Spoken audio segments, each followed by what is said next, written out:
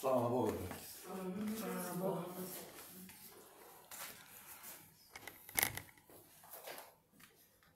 Днес така имах едно особено чувство, когато дойдох така.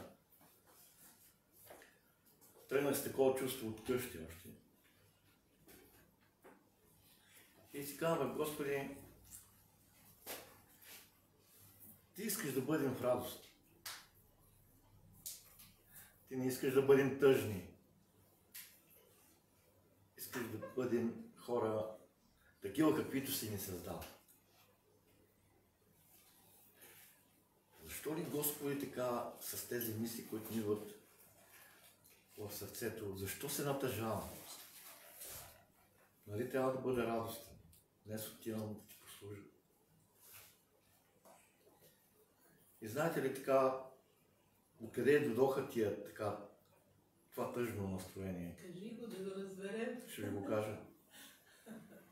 Като се върнах години назад в живота си и като погледнах живота ни като християни, живота ни като хора, които са тръгнали да следват Христос, като се сетя колко хора са отпаднали, като се сетя сега тези хора, които са в църквата и са с надежда, т.е. само не надежда, ами с убедена вяра, че наистина ще влязат в Божието царство. И като погледне колко хитър е противника, колко хитро е вложил така в сърцата и в душите на хората увереност в нещо, което иска обаче развитие. Иска растеж, иска промяна. Като гледам как ходят хората на църква и излизат след църква и си отиват в семействата и продължават да живеят ония живот, който са си живели. Все едно кацат гледа са си едни и същи. Така е. Не само това наблюдавам, а наблюдавам и моя си живот, защото ако ти не погледнеш първо себе си, за какво гледаш другите? Като погледна колко дълги години сме в Христос и като виждам къде сме сега, и като поглеждам и виждам, че сме пак там, откъдето тръгнахме. Напразно ли ходим на църква, напразно ли следваме Господа? Да ви кажа честно, не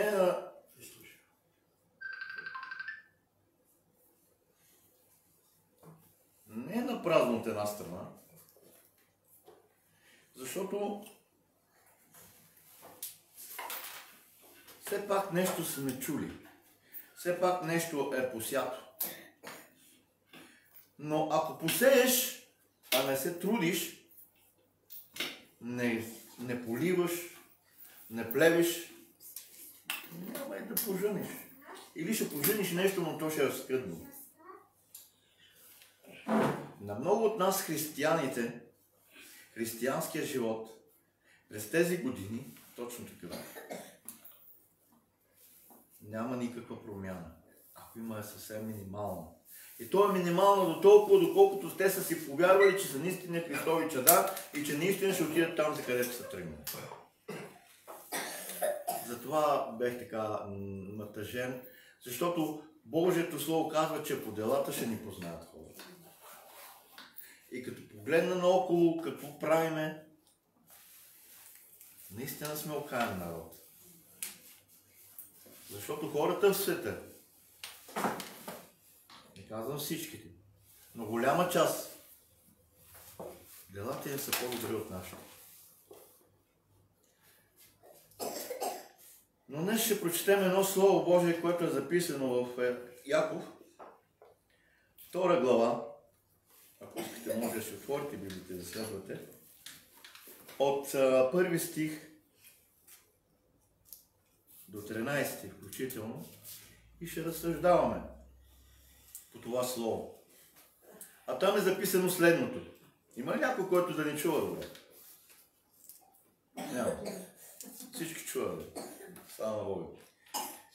Братя мои, да не държите вярата на прославения наш Господ Исус Христос с лицеприятие, Защото ако влезе в синагогата ви човек с златни пръстен и с хубави дрехи, а влезе сиромах с оплескани дрехи и погледнете с почит към онзи, който е с хубави дрехи и речете: ти седни тук на добро място, а на сиромаха речете: ти стой там, или седни при нозете ми. Не правите ли различие помежду си и не ставате ли пристрастни съдии? От тази глава ще прочетем само до тук.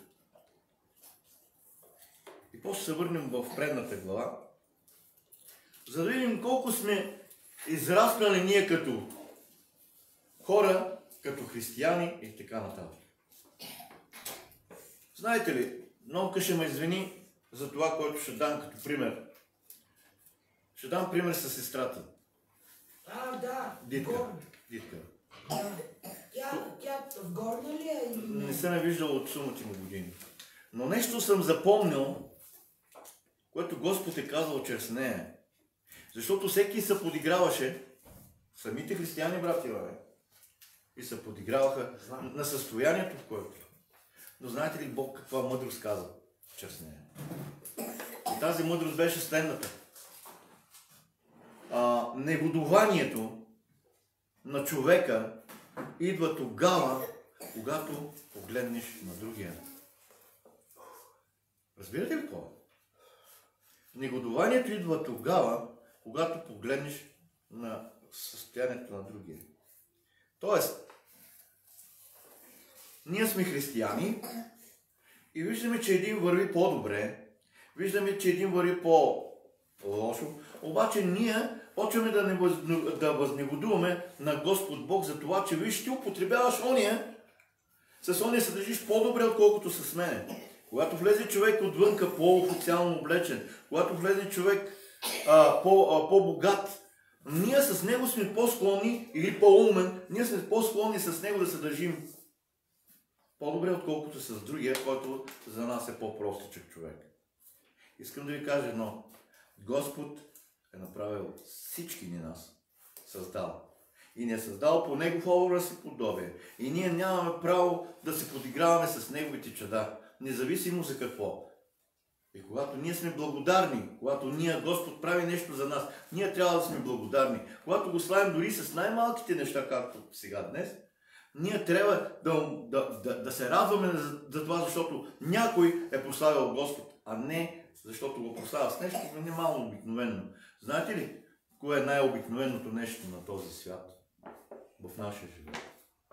Кое е най-нормалното, най-обикновеното, най-задължителното, защото без него ние не можем да живеем. Това е да поемеш въздух. И ако ти си го прославил с въздуха, че взимаш, не трябва да се насмиваме на другия, а трябва да благодарим.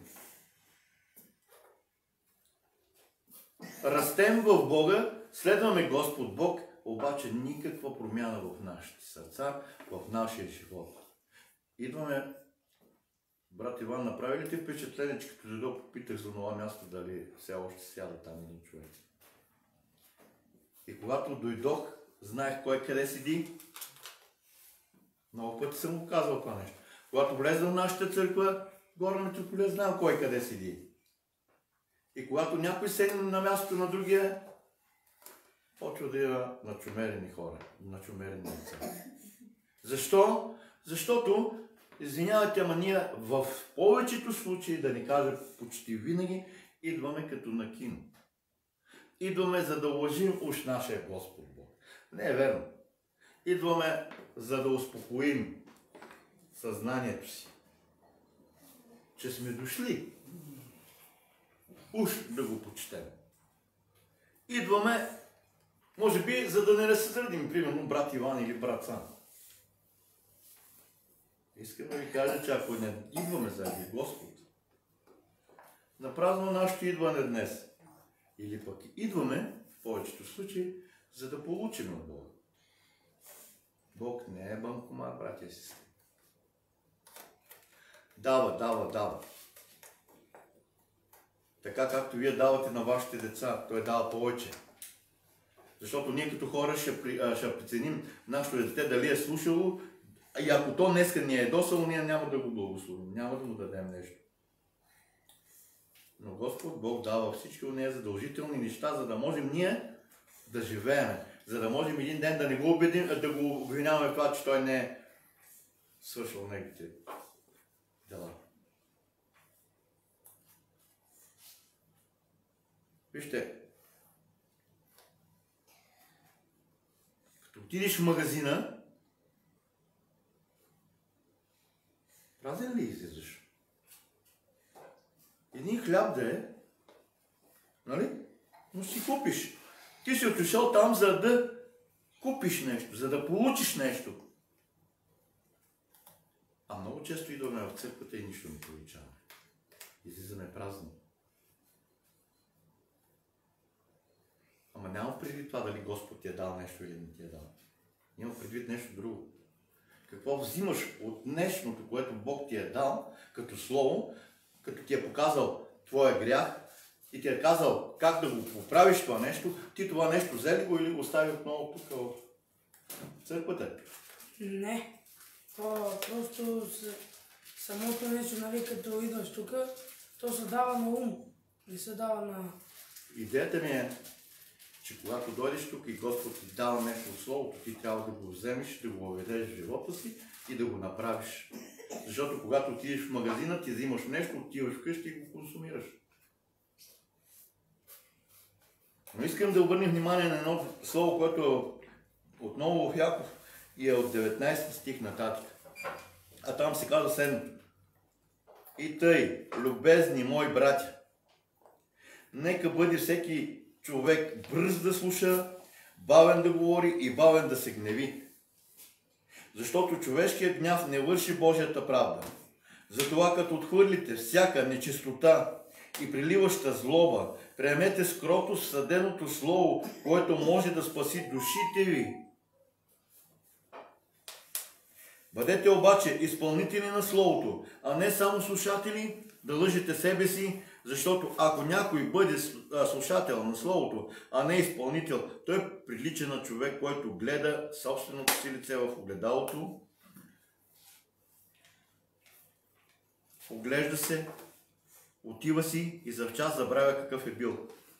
Но който вникне в съвършения закон, закона на свободата и постоянства, той като незабравлив слушател, но деятелен изпълнител ще бъде блажен в дейността си, ако някой счита себе си за благочестив, а не обуздава езика си, но мами сърцето си, неговото благочестие е суетно, чисто и непорочно благочестие пред Бога и Отца. Ето какво е. Да наглежда човек сирачетата и вдовиците, неволята им и да пази себе си неопетнен от света. Бързаме да говорим, не слушаме. Т.е. като хората в света, първо стреляш и после не питаш. После питаш кой си. Словото Божие ни говори да бъдем наистина такива, каквито Христос ни е създал и за каквито ни е призовал.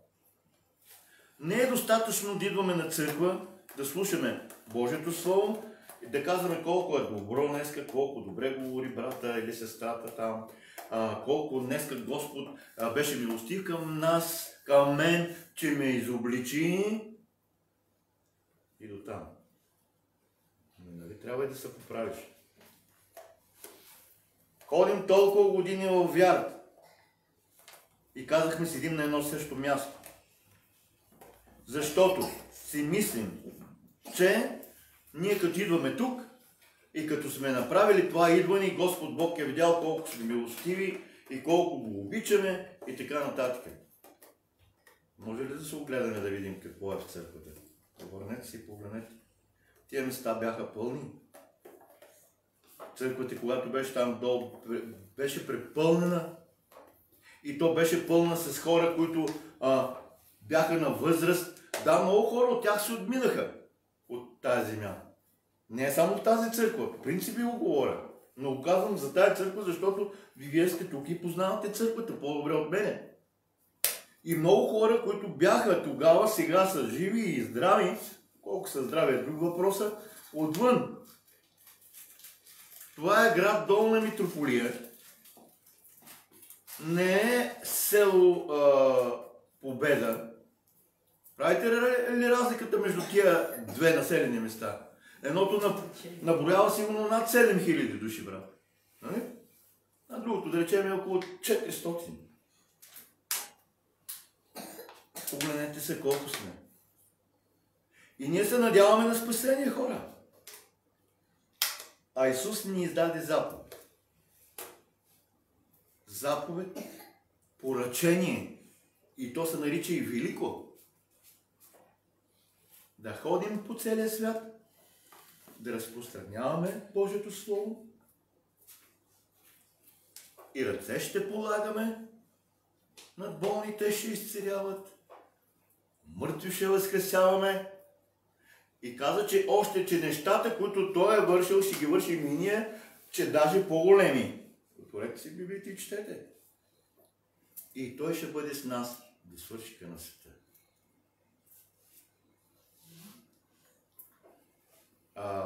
Правим ли разлика между това, което Той ни заръча и това, което сме сега? Какви плодове принасяме? Спасението зависи от твоето лично стояние пред Бога. Защо често нашите ръководители са затормозени, хора с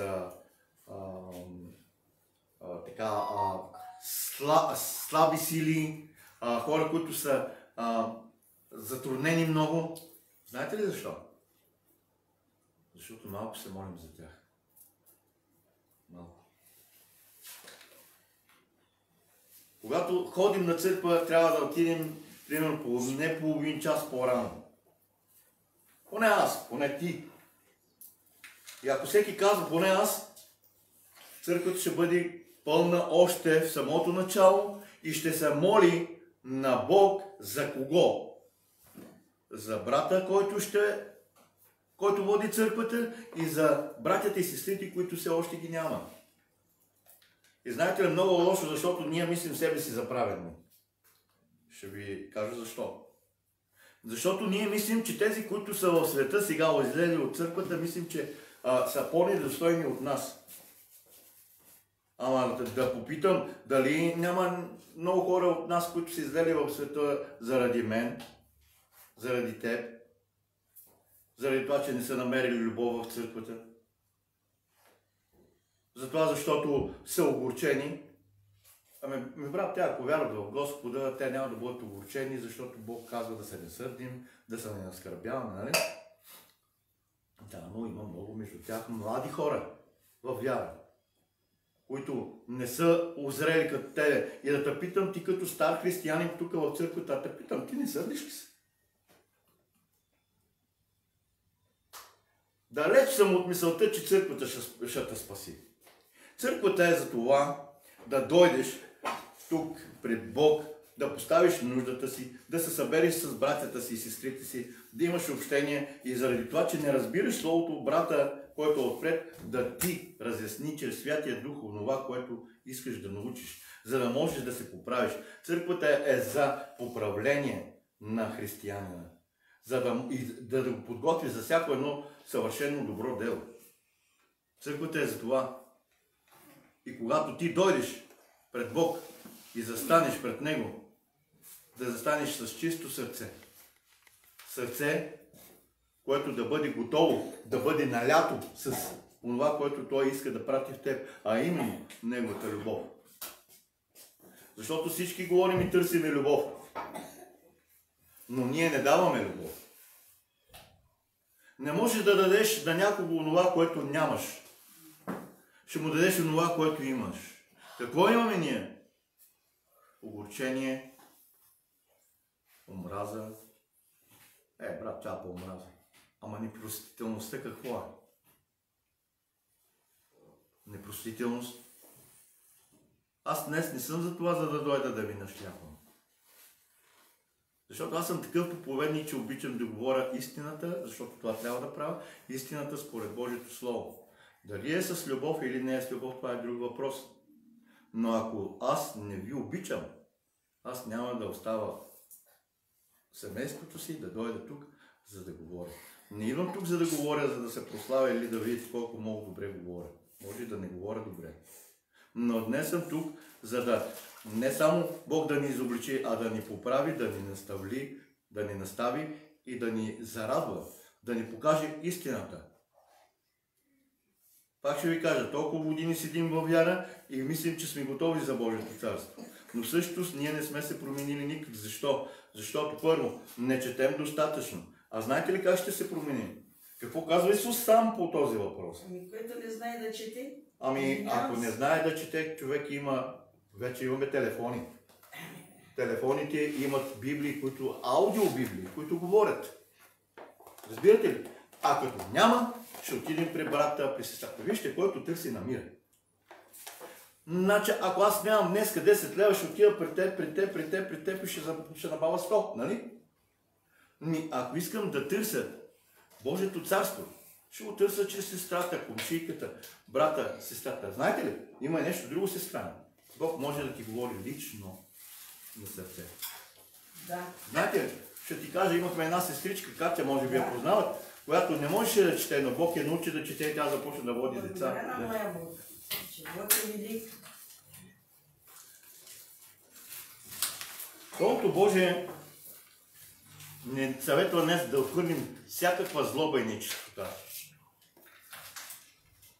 Ако ние не четем Божието Слово, както започнах да говоря, ние не можем да се променим. Знаете ли защо? Защото сам Исус каза, ако човек не се новороди отгоре, нали? Това не означава да отидем там, откъде сме се родили. Можем да се променим единствено само чрез Божието Слово и Святия Дух. Защото Святия Дух и Божието Слово ще ни новороди. Защото те ще ни направят такива, каквито иска Господ да бъдем. Божието Слово е живот, Божието Слово е радост, мир, любов. Не е така? Божието Слово е Господ за нас тук на земята. Той ни изпрати Святия Дух за това, за да можем ние да го слушаме, да го питаме и Той да ни направлява. И как ще бъде Святия Дух в мене, братко или сестра, ако аз днес имам на някого да прощавам, ако не съм показал, а ако не живее Божията любов. Защото вижте, лесно може да се правиш на християнин. Може лесно да направиш добро някакво. Може лесно да промениш нещо в себе си, но то ще бъде временно. Ти ако го направиш. Можеш, ако пушиш цигари днес или 2, 3, 5, 6, 10 дена, може да не пушиш. Да издържиш. Но пак ще се привалиш. Но ако това го направи Господ за тебе, ако ти го искаш от Бог и Бог го направи, то ще бъде завинаги. Може би съм го дал това свидетелство, ще го дам още веднъж. И пушил съм, и пил съм, и какво ли не съм правил, после да не сещате. Но специално за цигарите и алкохола, за цигарите се помолих на Господ и му казах, Господи Боже, моля те, направи така, че тези цигари да ги премахна. Защо ли исках това? Сега се сещам. Защото една сестра ме срещна и ми каза така, абе брат, ти как проповядаш? Защо проповядаш като пушиш? И това сестра, която е по-стара във вяра. Ние сме готови да зададем въпроса на брата и сестрата, който може да го разочарова и да го отхвърли и този човек да се отиде в света. Всичко друго правим. Не дей прави това, не дей прави онова, това не трябва да правиш, онова не трябва да правиш, другото не трябва да правиш. Това ли ще научим хората, когато първо дойдат в църквата? Ние трябва да ги научим на това, че Исус Христос е за всички, че Исус Христос дава любов, че Исус Христос дава живот, че Той е пътя, истината и живота и че никой не отива при Отца, освен чрез Него. Това трябва да научим хората. Но първо трябва да научим себе си на това. И да се върна на свидетелството. Помолих Господ, Господи, моля те, премахни тия цигари, ама поможе алкохола да го оставиш за по-нататък. Да, но когато Господ прави, Той го прави, както Той си знае. Знаете ли, днес се помолих и на утрешния ден ставам да запаля цигара. Боже, тя ми се обратила. Рекох да пина там чашка вино. Майко, аз като сетих само за пиене и ми се повръщаше. От същия ден, другия ден. И той го направи до днес. Но Бог прави онова, което ти искаш. Той иска твоята воля. Аз мога да се моля за теб колкото искаш да се промениш. Мога да се моля за теб колкото искаш да изцерееш. Мога да се моля за тебе за всичко. Но ако ти не поискаш от Господ Бог, то няма да стане, братко и сестра. Защото Той иска твоята воля, твоето желание. Другия не ти иска волята. Но пак и ние, като хора, като нашата родителка Ева, търсим някой да ни е виновен. Господи, той сатаната ме изкуши. Господи, жената, която ти ми даде да ям. Бог ли беше виновен за това, че той е взел, че Ева е създал и тя му е дала от плода? Търсим обвинение, търсим някой друг да е виновен. Сатана не е виновен, искам да ви кажа. Той идва и ти предлага. Това направи, това направи другото. Той Исус на него предложи. Покори ми се. Пълни на колене пред мен, ще ти дам всичкото това, което го виждаш. Богатство, слава. Какво му даваш ти? То си е негово. Какво иска сатаната от тебе? То е твое, защото твоя баща, Бог Отец, той е Творец, който те е създал. Той го има това и той е твое, защото ти си негов син или негова дъщеря. Амин. И на Сатана трябва да отказваш.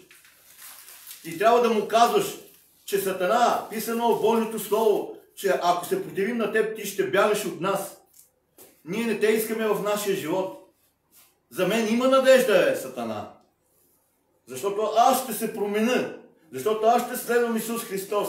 Защото аз ще направя всичко необходимо. Аз ще се отърва от тези лоши неща, които ми съветва днес Господ Бог. Но за тебе няма надежда. Ти си вече осъден. И Бог всяко едно твое зло ще го превърне за твое добро. Всяко зло на Сатана ще го превърне в твое добро. Защото той го употребява за всичко. Той го употребява за това, дали ще види, дали си верен. Той го употребява във всичко. Сатана е също един роб на Бог, само че той не го знае. Или не иска да го признае. Защото него си го чака там ада. Ама защо трябва да отидеш ти? Бог е за всички. Бог иска всеки един да дойде пред него в вечността на радост и веселие. Той казва, ще изтрия всяка една твоя сълза. И Божието Слово казва, че Сатана, като ли кажеш лъв, обикаля и гледа кого да погълни. Как? Всички днес сме дошли с някакви проблеми. И ние ги оставаме ето тук, отпред. И казваме, Господи, вземи тия 4-5 чувала тук с моите проблеми и ги вземи и ги реши. А аз ще те слава, ще те величая с живота си. Това му казваме, като влизаме тук. И когато свърши служението и когато речем да излизаме, тап чувала на гърба и с него навън. Сатана, като рикаеш лъв, казва Словото, обикаля и гледа кого да погълни. Той ни поглъща с проблемите ни. С проблемите ни.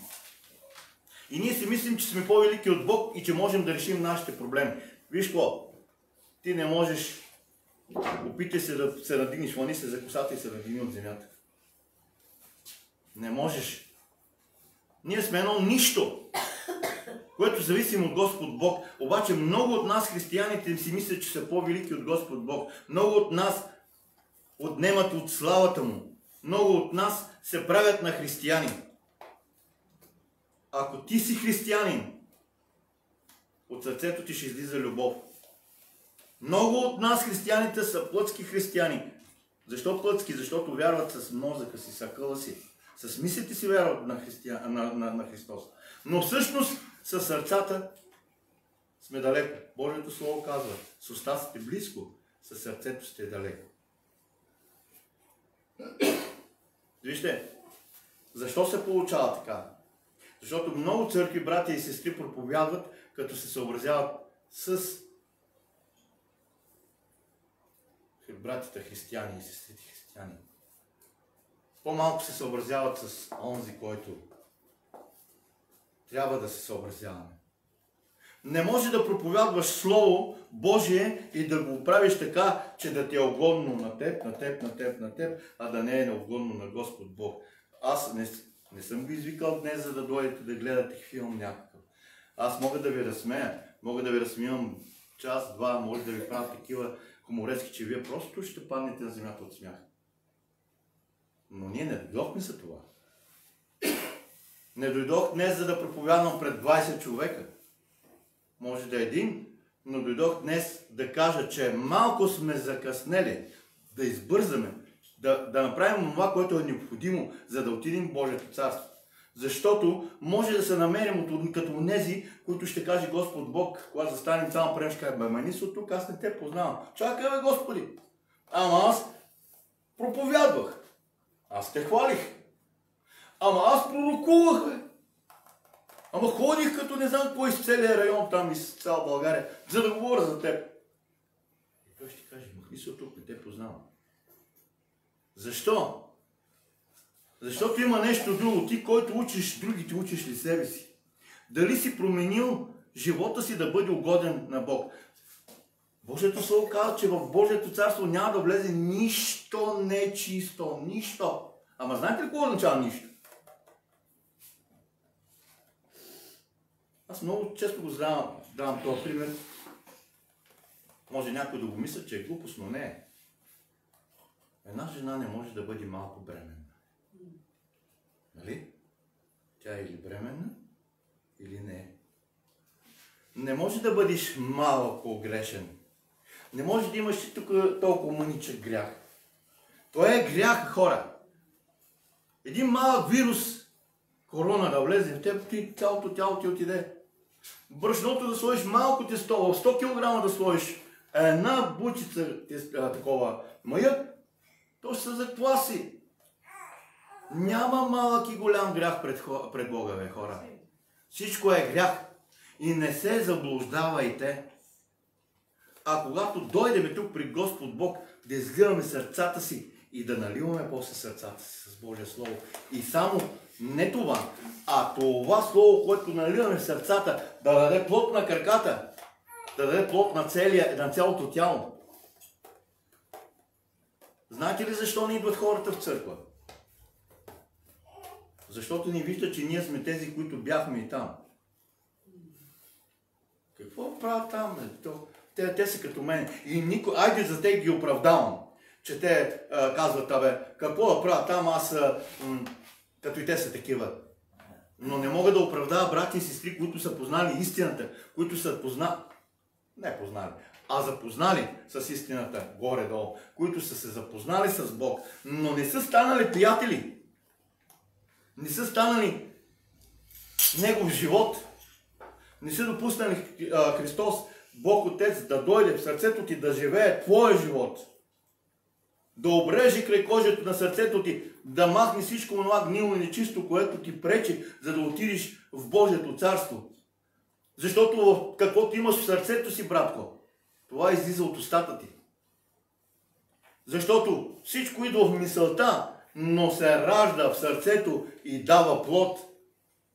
Защото ако дойде малко огорчение в твоето съзнание, то ще даде в сърцето ти цяло гнездо от огорчение. И когато ти не се покайваш, когато ти не прощаваш, когато ти продължаваш с всичко това, братко и сестра, трябва да знаеш, че то пуска корени. Корени и това нещо расте в теб и ще те изяде. Но когато имаш любов в сърцето си, когато допуснеш любовта в мислите си, когато дойде любовта в сърцето ти, пуска корени, дебели, колкото цяло едно дърво е такова и дава плод на вечен живот, не само за тебе, но ще късат от дървото ти, на живота ти ще късат и други хора, за да бъдат и те с живот. Защото лесно е да говорим, трудно е да го направим, но не е трудно с Христос, хора. Ако е с Христос, не е трудно. Словото Божие ни казва, че изля Господ Бог Неговата любов в нашите сърца, посредством Святия Божи Дух.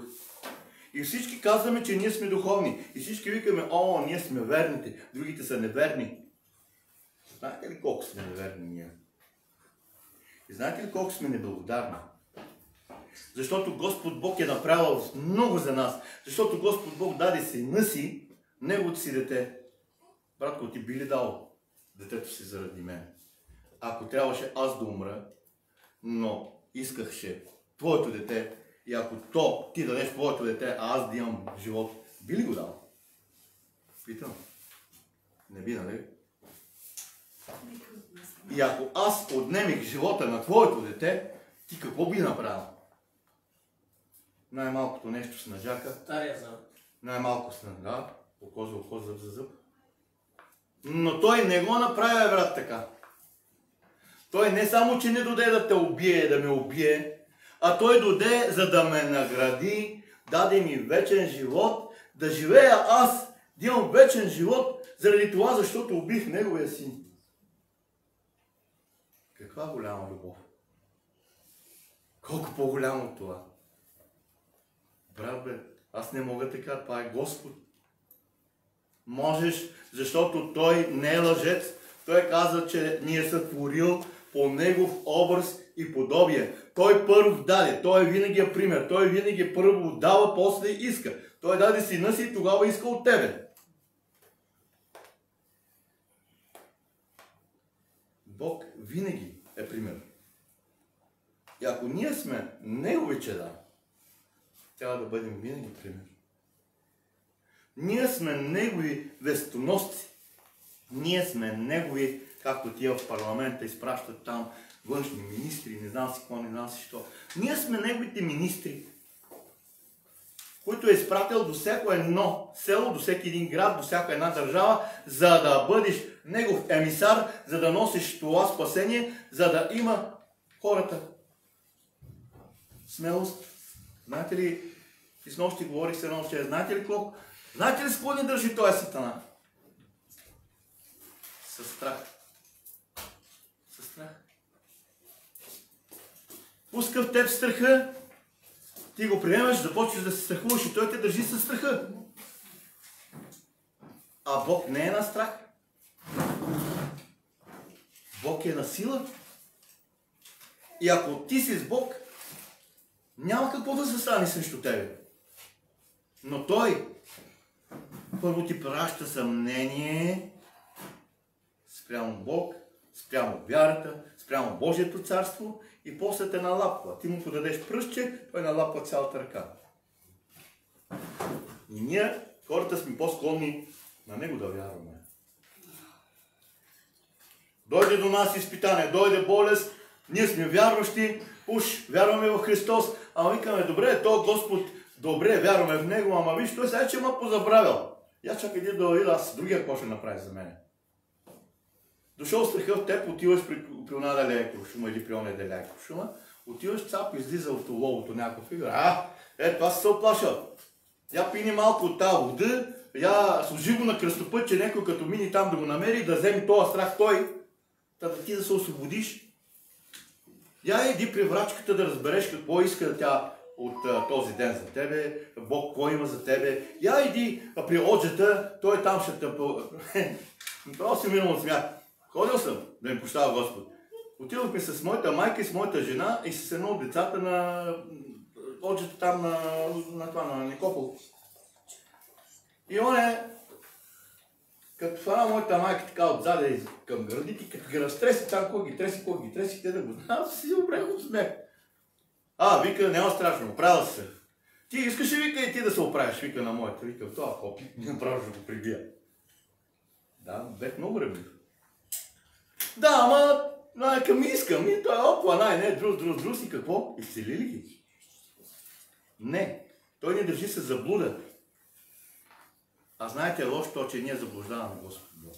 Ние поддържим Него. Ама искам да ви кажа, че това си го мислим, но не е така. Защото Той е сърцеведец. Той вижда в сърцето ти. Той вижда какво ще стане с тебе утре. Знае какво стане от вчера. Знае какво ще стане след един месец, след два. И знаете, ако ние търсим Исус Христос, Него да търсим, всичко друго казва с Божието Слово, ако ти търсиш Божието царство, всичко останало ще ти се прибави. Ама ти си баща, ако това дете се отзове към тебе или другото и дойде при теб и каже, татко, искам това, искам това, ти какво ще направиш? Ще го биеш ли? Ама то детето е добро, кротко идва при тебе и ти му даваш. Същото е при Господ Бог. Това, че не да го търсим заради това, за да получиме, а да го търсим заради това, за да разширим Божието царство. Защото вижте сега, всички се молиме Господ Бог да дойде. Ела, Господи, ела, вземи църквата, ела. Ако днеска дойде нашата църква, ще я вземе ли според вас? Остави, това е един въпрос. Това е едно, че не сме готови. Другото, ние не сме цялата невяста Христа. Липсва доста части от нея. С отрезан крак, с отрезано ухо, с отрезана част от косата. Защото всеки един от нас е част от невястата Христова. Бог иска да бъдем единни. Вижте, те са трима. Дали три единни. Един Бог е, но три лица. Три единни. А ние сме три разделени. Разединени. Ма брат, аз не съм виновен за това, че го нямам.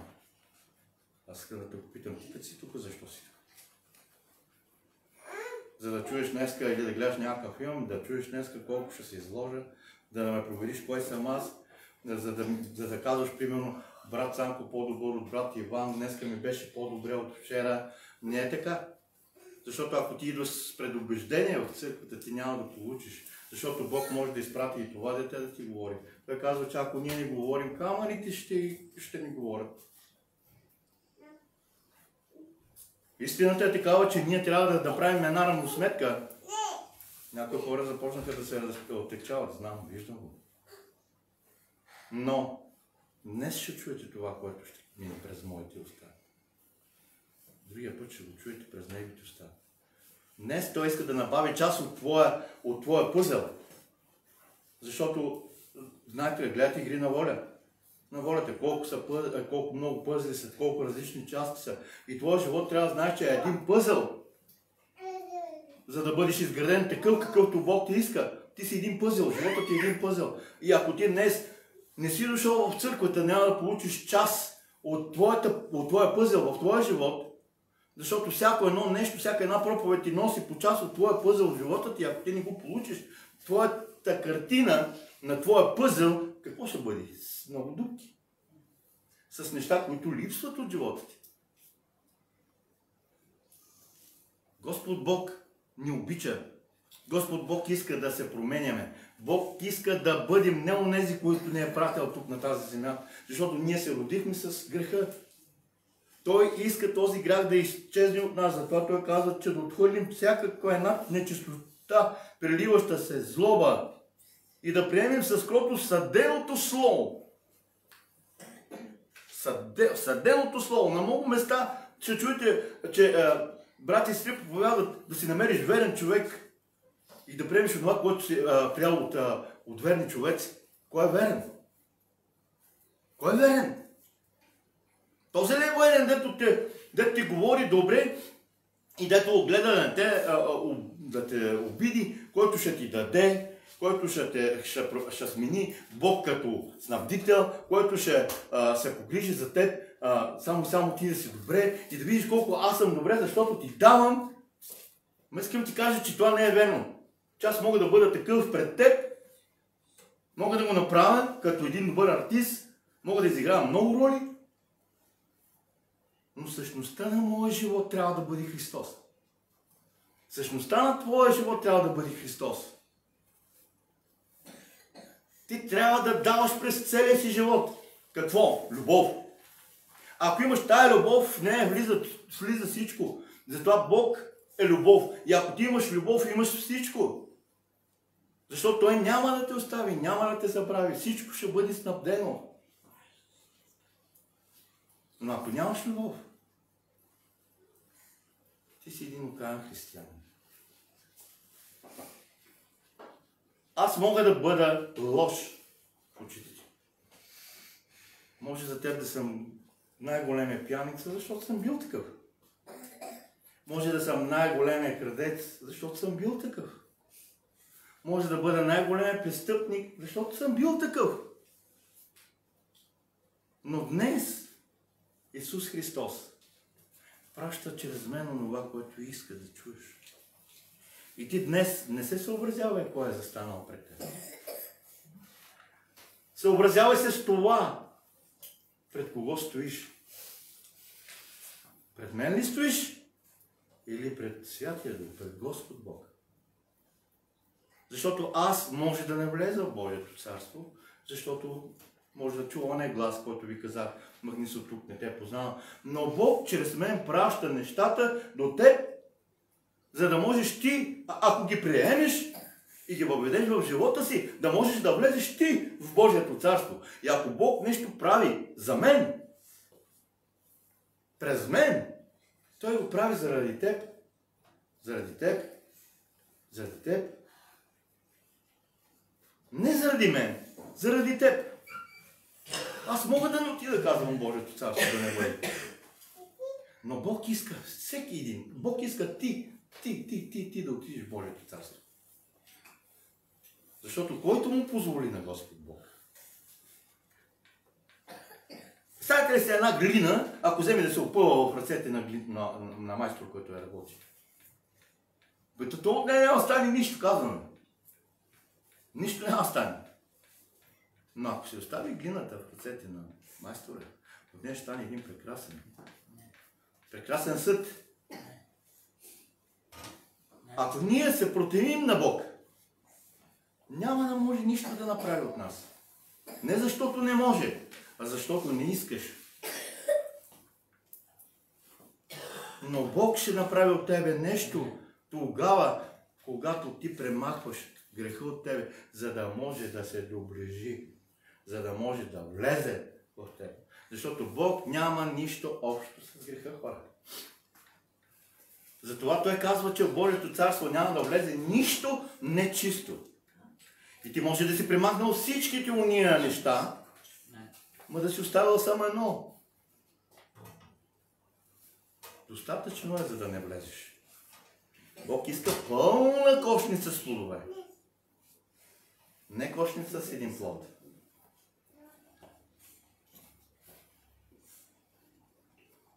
Божието Слово казва, бъдете обаче изпълнители на Словото, а не само слушатели. Да лъжите себе си. Много от нас се лъжат. Сигурен съм, че почти, да не кажа всички. Се лъжим, че когато сме в църквата, дошли сме в църквата, край, ние сме при Бога. Така се страна. Ние сме се очистили от греха. Ето сега Господ направо тук ще ни вземе и ще ни постави в уния къщички, за които отиде къщи, не къщички, палати, не къщи, за които Исус отиде да приготви за всеки един от нас.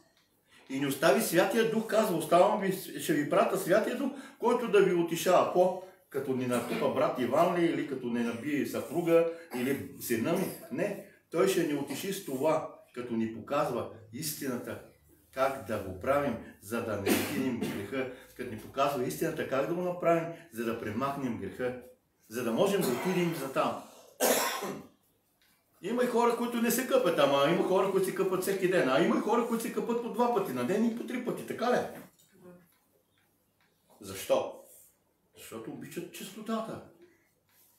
Ами, как ще влезе нещо мръсно и гнило в Божието царство? Няма предвид къпан или не къпан. Имам предвид с греха.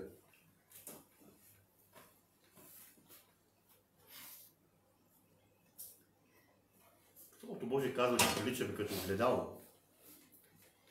Като човек, който гледа лицето си като огледало. Поглежда се, вижда се за час или за секунда и си отива. Истина е. Заставаме пред духовното огледало. Днес, сега сме застанали пред духовното огледало, оглеждахме се, видяхме греха в себе си. Като се видиш мръсен, нечист или негримирани сестрите, или нечервосане, или некремосане, какво правиме? Ще го направим, нали? Ще се почистим, ще се гримираме, ще се начервим, ще се сенкосаме, за да станем какво? Хубави.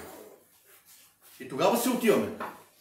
А днес ние се виждаме, видяхме се колко сме мръсни в Словото, видяхме се колко сме недостойни, защото ние по принцип сме недостойни пред Божите очи заради това, което Той ни дава, но Той ни го дава по милост.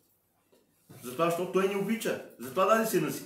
И днес се виждаме в Словото Божие, колко сме грешни, не ми харесва и си отиваме. И не предприемаме нищо по този въпрос. Не предприемаме, за да се поправим, да направим нещо, което е необходимо, за да станем наистина такива, какви трябва да бъдем. Ако някой казва Словото, счита себе си за благочестив, раздава езика си. Мами сърцето си. Много брати и сестри Нонке, сестра Нонке се смятат за благочестиви, смятат се за християни, за верни. Аз като чуя тая дума от брати и сестри, ние сме верните, по ние са неверни, казвам ви подскачам. Какво си верен да? Ако някой се счита за благочестив, но не обуздава езика си, т.е. не внимава какво говори, няма се предвид само неговоренето, а не променя себе си, няма добри дела, не се отнася с хората като хората. Словото Божие казва, че той мами себе си. И много от нашите брати и сестри днес мамят себе си. Не само брати и сестри, които стоят там и слушат, а и тези, които проповядват, мамят себе си. Защото, казахме, не може да искаш от другия онова, което трябва, а ти да го не правиш.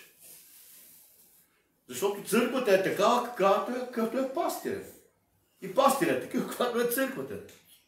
Твоето семейство е такова, каквото е мъжа и жената. Мъжът какъвто е в къщи, такова му е семейството. Децата, каквито са децата, така е значи и бащата. Няма друг начин. И затова Господ иска да бъде всичко в ред. Бог е там, където има ред, където има дисциплина. Защото Бог е Бог на реда. Бог е Бог на любовта. Не се мъчете да изпълнявате тия 10 Божии заповеди, хора. Опитайте се да изпълните само една. Да обичаш Господа своя Бог с целия си ум, с целия си разум, с цялата си душа, с всичката си сила. Да търсиш Бог така, както търсиш въздуха, брат и сестра. Представи си само за 3 минути да не дишаш. Аз ще тръгвам, че имам работа при един човек. Умираш. Ще изкарам да колета. Ще ме извинява. Сега само да мина. Чисто. Ти са уработил. А? Тихо. Стъпах и някакво, извинява. Чисто и непорочно благочестие пред Бога и Отца, ето какво е. Да наглежда човек сирачетата и вдовиците, неволята им и да пази себе си от света. Да имаш любов. Ако имаш любов, ти ще си имаш тези грижи към вдовиците и сирачета. Към истинските вдовици и сирачета. Към онези, които нямат подпора. Затова се дава пример вдовици и сирачета. Защото няма кой да се грижи за тях. Защото Господ Бог иска от тебе ти да бъдеш даващо сърце така, както Господ дава. Да изпълняваш Неговата любов. Онова, което Бог ти дава като плод. А плода на любовта какво е, хора? В нея влиза всичко. Радост, себевладение, даване, раздаване, милостиня. И само да ви напомня, че има само 5 вида давания. Само 5. Сега на много места не се говори примерно за десятък. Аз няма ли примерно за десятък, но ви го давам като пример. Едното даване е десятък на Бога. Вижте колко е топличко. Светло, уютно. Има хляб сладки. Има водичка. Има топличко, има хладилниче, има всичко. Задавате ли си въпроса откъде идва? Тока, който се плаща, найема, който се плаща. Нали? Трябва от някъде да се вземе. Затова е десятъка. Другото даване е дарение, да дариш нещо. И десятъка се дава с любов. И дарението се дава с любов. Има друго даване, милостиня. И тя се дава с любов. Защо даваш на някого нещо? Защото ти е докоснато в сърцето, докоснато ти са сърцето, съжалил си го, изпитваш милост. Тая милост без любов не може да изпиташ. И даваш. Има друго даване, което е за сеене. Сеене на Божието Слово. За мисионерите, които ходят по много места. Нали и за тях трябва средства. Има едно друго важно даване. Първи плод. И всеки веднага отива в градината и къса първия домат и го дава. Не става въпрос само за това. Този месец или тая година, този месец са ти увеличили заплатата с 50 лева. Примерно казвам. Това ти е първия плод, който ти трябва да дариш на църквата или на където там Бог ти каже. Това е първият плод, който ти даваш на Бога. Оттам нататък ти си получаваш увеличението на заплата. Но първият плод си е за Бога. Затова Каин и Авел, спомнете си. Нали? Аз сега нямаше да говоря за десятъци. Каин и Авел. Единият даде веднага и беше приятел. Авел даде веднага от плодовете си, от първите плодове. И беше приятел неговото даване. А на Каин Бог не погледна благосклонно, защото казва словото, обърнете там внимание в Битие, 4 глава, мисля, че беше, брат. Там се казва, че и Каин после даде. Много често ние после даваме на Бога. Но Бог иска да е на първо място в твоя живот, във всички сфери, във всякакво отношение. Много хора са превърнали децата си за идоли. Нормално като хора да обичаме децата си. Но искам да ви открия, че ако Бог не се грижи за децата ви, то няма да ги има. Затова ние трябва да обичаме, да следваме Бог, а Той ще се погрижи нашите деца да бъдат благословени, да растат в радост и да бъдат добре. Искаме някои други неща, ама ги искаме първо тях, после ще търсим Бога. Ставаме сутринта, се ловим първо в кафето, пием си кафето и тогава ще се помолиме. Ставаме сутринта, ще кажем на съпруга или на съпругата добро утро, мили мои, добро утро, мила моя, ще се разцелуваме, ще се прегърнеме. Слава на Бога! Ей, чак тогава се стихме за Господ. С отваряне на очите трябва да се сетим за Него, да Му благодарим за това, че поне това. Губиш там 2-3 секунди. Боже, благодаря Ти за това, че днес си ми дал въздух да дишам и днес да живея. Да се научим Бог да бъде на първо място в нашия живот. Иначе няма да се случат нещата. Но да се научим да бъдем като Бог. Да се научим да раздаваме Неговата любов, защото Той е излял в нашите сърца посредством Святия Божий Дух. Той не е лъжец. И ако ние сме истински християни, ако сме Христови последователи, не, а Христови чада, ако сме Христови, защото само има хора много, които се наричат християни, но те се наричат поради името на Христос. А има Христови, които принадлежат на Христос, които живеят Христос, които са в Христос и Христос е в тях. Това са християните. Това са Христовите чада. Това са хората, които се погрижат за вдовицата, които се погрижат за сирачетата, които се погрижат за Божието царство. Първо за Божието царство. Първо Божието царство да расте. Бог има какво да ни дава на нас. Той се грижи за всичко нас. Той казва, защо се грижите за утрешния ден, когато ето вижте птиците и цветята, които днес ги има, утре ги няма. Как Бог се грижи за тях да бъдат нахранени, как цветята са красиви, хубави, които живеят примерно 1-2 дена, после обяхват и ги фърлят в огъня. Колко повече се погрижи за нас, които сме Негово творение и за които най-много обръща внимание. Не е достатъчно хора само да казваме, че сме Божии чеда. Трябва да живеем Христос.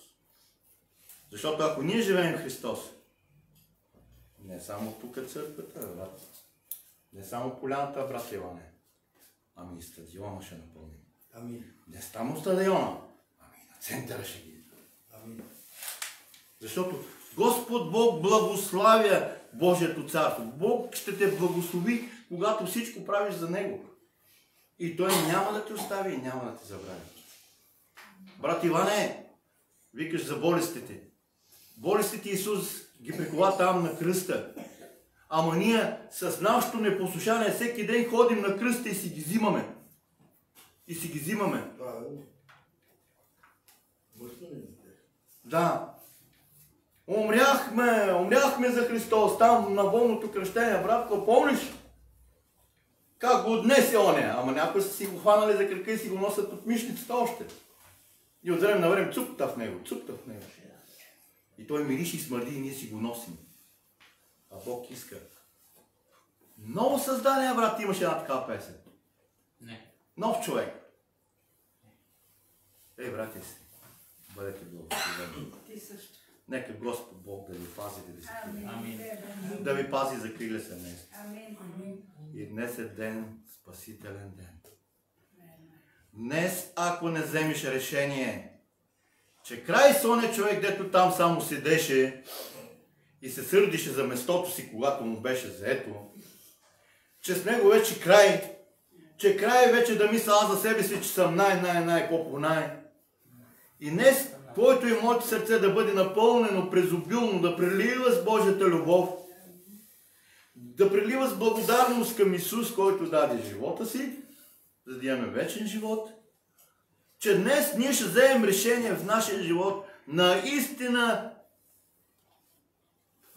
да се променим, за да отидем там. Наистина да се доверим на Исус Христос, който казва, че аз съм път истината и живота. Никой не дохожда при Отца, освен че до мен. Много магнати, богати си плащат днеска милиончета, милиардчета, за да отидат в космос. И ходят. Ама само до там, братко. Рая, Бог е още по-нагоре. И за там няма превозни средства. За там няма друг път, освен Христос. Бъдете благословени. Бог да ви пази, да ви закриля. Амин. Амин. Амин.